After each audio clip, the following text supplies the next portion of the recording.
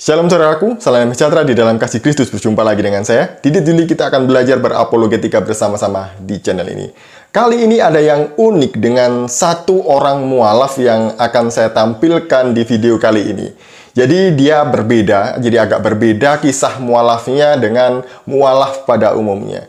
Dia ini ngakunya dari GKJW, Jemaat GKJW dari Mojokerto. Dan kemudian dia mualaf menemukan hidayah itu di gereja Pantai Costa dari khotbahnya seorang pendeta dari Belanda. Mari kita menyimak kisah mualaf ini yang sangat menghalukan berikut ini. Jadi saya masuk Islam itu murni karena saya sendiri mendengar hal-hal yang baik tentang Islam. Jadi waktu itu saya Kristen murni, keluarga saya juga Kristen di GKJW, Gereja Kristen Jawi Wetan. Jadi saya masuk Islam itu justru karena saya diajak teman saya ke gereja. Saya tidak pernah ke gereja itu. Jadi saya ke gereja Pentekosta, diajak teman saya memang dari gereja itu untuk ada ceramah agama. Nah, ceramahnya dari Belanda, waktu itu saya lupa namanya. Jadi dari situ saya mendengar ceramah itu bahwa setelah Isa itu akan lahir seorang nabi yang namanya Ahmad. Oke, mari kita selidiki motif pengakuan dari mualaf yang satu ini. Dia mengatakan bahwa di gereja Pantai Costa itu pengkhotbahnya berasal dari Belanda dan isi khotbahnya itu mengenai nubuatan Muhammad di dalam Alkitab. Jadi ada nabi setelah Yesus katanya.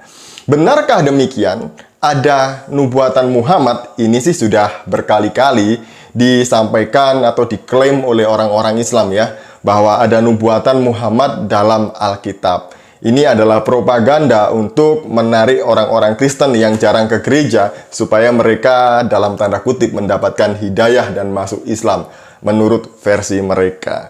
Mari kita bongkar sama-sama. Benarkah ada pendeta yang berkhotbah mengenai nubuatan Muhammad dalam Alkitab?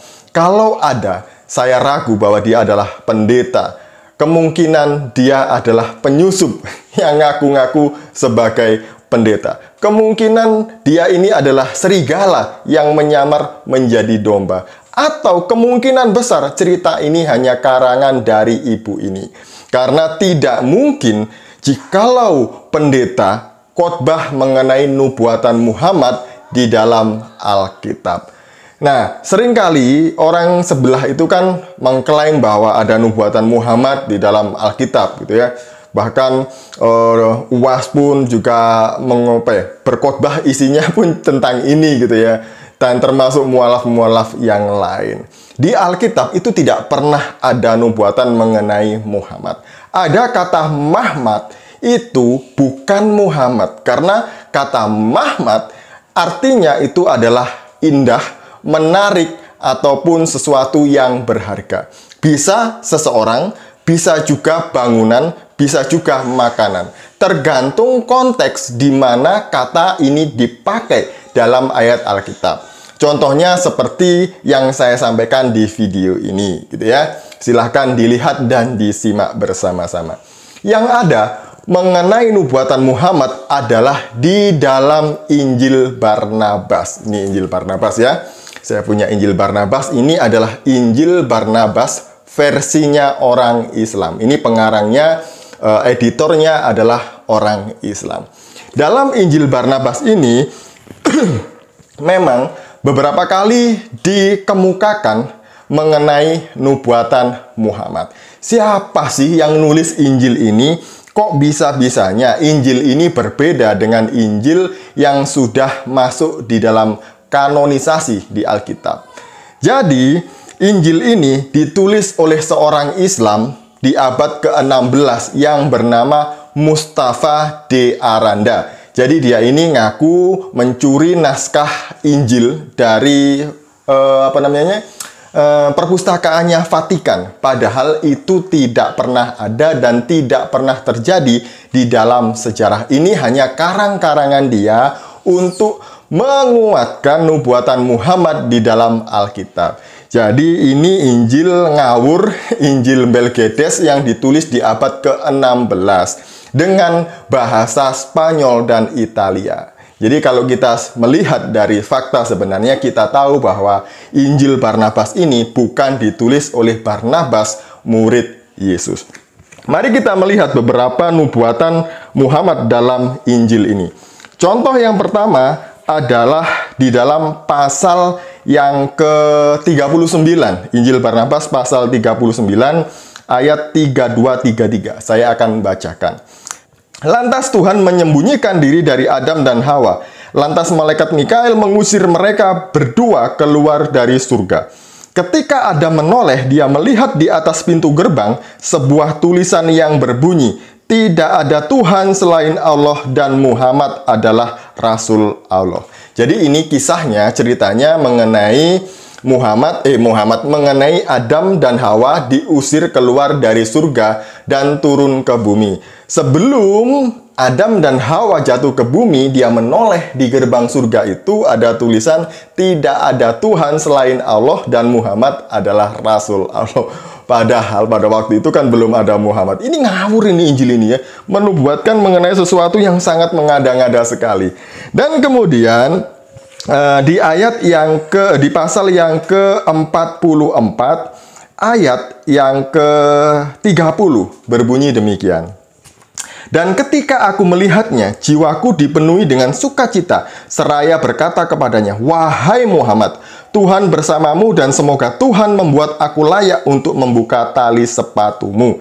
Jadi yang berbicara dalam ini adalah Yesus dalam tanda kutip ya. Jadi seolah-olah dalam Injil Barnabas ini, Yesus berbicara kepada Barnabas bahwa Yesus itu pernah melihat Muhammad, katanya, kata Mustafa di Arande dalam Injil Barnabas ini ya. Jadi dia berkata kepada Muhammad demikian, "Wahai Muhammad, Tuhan bersamamu dan semoga Tuhan membuat aku layak untuk membuka tali sepatumu." Yang patut dipertanyakan adalah jarak hidup Yesus dengan Muhammad itu adalah 600 tahun. Bagaimana Yesus bertemu dengan Muhammad dan mengatakan hal demikian? Seolah-olah Muhammad itu sudah eksis, sudah ada di zaman Yesus. Sehingga Yesus mengatakan bahwa aku layak untuk membuka tali sepatumu. Ini lucu ya. Ini aneh ini. Makanya Injil Belgedes, Injil ngawur ya, seperti ini. Kemudian yang terakhir saya akan menunjukkan di dalam pasal 112 yang berbunyi demikian di ayat yang ke-17. "Namun kapan datang Muhammad Rasulullah, orang yang dikuduskan Allah, maka beliau akan membersihkan namaku dari aib ini." Ini yang berbicara juga Yesus menurut ceritanya Mustafa di Aranda ini ya. Jadi Yesus menubuatkan mengenai kedatangan Muhammad untuk membersihkan aib namanya. Kok bisa ya Yesus menubuatkan mengenai Muhammad itu? Padahal ini loh tidak pernah tertulis dalam Injil kanonik. Tidak pernah ada yang seperti ini kecuali di dalam Injil Barnabas, Injil ngawur yang ditulis di abad ke-16 ini. Ini cerita benar-benar mengada-ngada gitu loh ya. Masa iya Muhammad akan membersihkan aibnya Yesus karena ada muridnya yang menjual dia dengan 30 keping uang gitu. Ini aneh. Jadi mungkin ibu ini membaca Injil ini bukan mendengar khotbah pendeta ya, karena ini Injil palsu yang menguatkan mengenai kenabian Muhammad. Kalau bapak ibu atau ibu ini juga membaca Injil ini, sebenarnya Injil ini tidak hanya pro dengan Al-Quran, tetapi Injil ini juga kontra dengan Al-Quran. Ada banyak sekali yang kontra dengan Al-Quran di dalam Injil ini. Jadi jangan kalau ngambil itu potong-potong gitu ya. Nanti suatu saat kalau ada waktu, kesempatan, saya akan menjelaskan mengenai kontradiksi Injil Barnabas dengan Al-Quran. Jadi itu cerita dari saya, semoga ini memberkati kita semuanya. Silahkan diambil Injil ini, Injil palsu, Injil Belgedes yang ditulis oleh Mustafa D. Aranda di abad ke-16. Sekian dari saya, semoga mencerahkan kita semuanya. Shalom, salam waras, Tuhan Yesus memberkati.